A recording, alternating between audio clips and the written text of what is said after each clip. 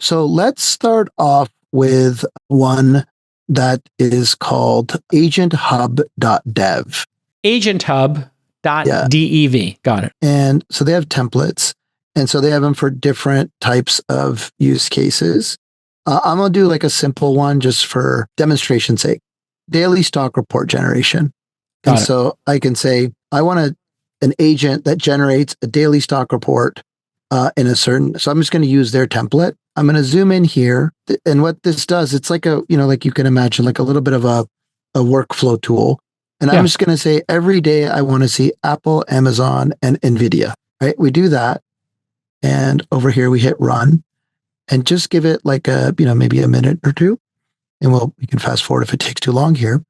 But what it will do is it will create it has a workflow here, which walks through, what it does, including website scraping, including some batch workflows.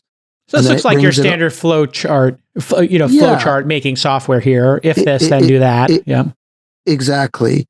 But, think about like and they have all those templates there. So you can look at the templates, but while this comes together as generating the files, you'll see I will get a report. So I've got 3 files here.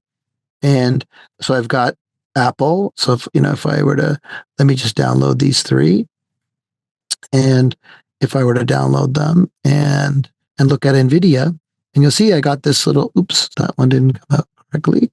So let's look at Apple. Oh, well, it bugged out on me. It bugged out, but here it did a script where it said the average price is this. Yeah. So if it did do it successfully, it would have filled that in.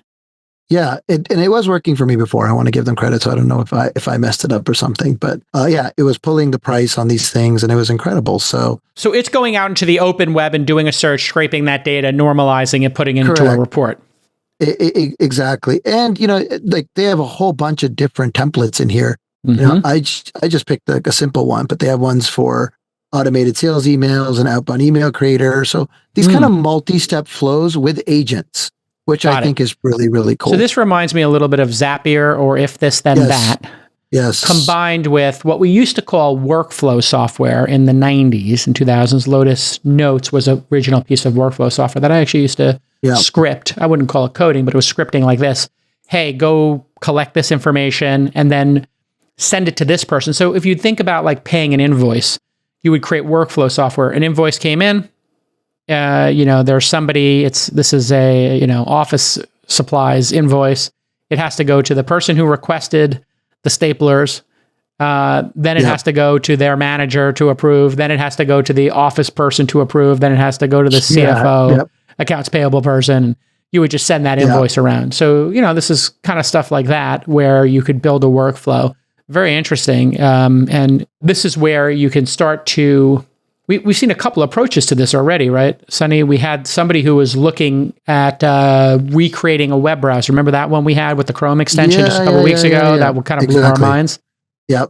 This is kind of the mind-blowing automation here. Here we go. So the analysis, Yeah. So it's the analysis. So basically you can so this is more than just giving you the stock price. The stock price of Amazon has been fluctuating over the past few weeks. On the last date, the stock closed at $172.34, showing a slight decrease from the previous day. The volume of trading has also been relatively high, indicating active market participation. We have the historical trend. We see there was a spike in stock price on this date, reaching $174.45. However, there was a downward trend after that with the stock closing. I mean, I don't know if you noticed this, but there are automated stories in Apple stocks where they tell you like this is an automated story. Have you seen those? Yeah. And so I'll go check my Uber stock or my Robinhood, and it's like it's kind of like this, where it's like a little synopsis of what happened in the market. I'm like, okay, well, this isn't providing me enough value. Just I would rather, I can look at the stock and know that, but I could see this being valuable over time. And this is going to get better and better. What you'd want to do is you'd want to customize it.